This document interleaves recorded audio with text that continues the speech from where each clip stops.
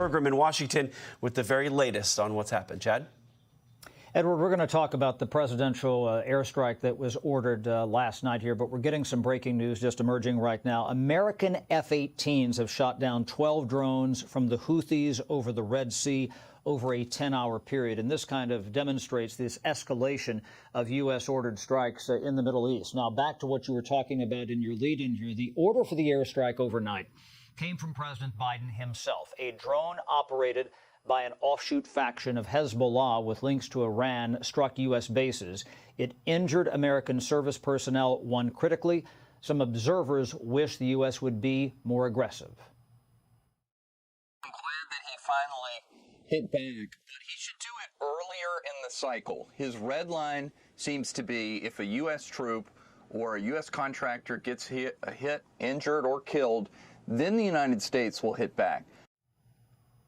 This is an aftershock of the war, which is ripping through the Middle East. It also signals how the U.S. can get siphoned into the conflict and take military action. There are those who hope the U.S. will do more.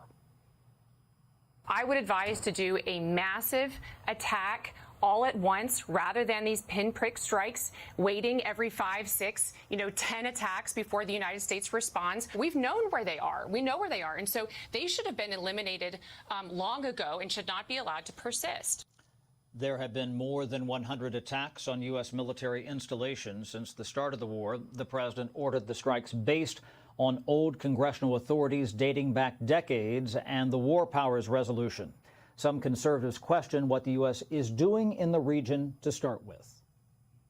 We shouldn't be in Iraq and Syria to begin with. Let's bring our troops home and let's start thinking about how do we actually build up a robust defense here at home when we have open borders that are actually allowing an invasion. So let's prioritize the real priorities here. Now, the U.S. Central Command believes the strikes in northern Iraq killed militants. The president of Iraq called the American attacks, quote, hostile. And again, just to come back to what I talked about at the beginning of the live shot here, Ed, American F-18s have shot down 12 drones from the Houthis over the Red Sea over the past 10 hours. This is an emerging story.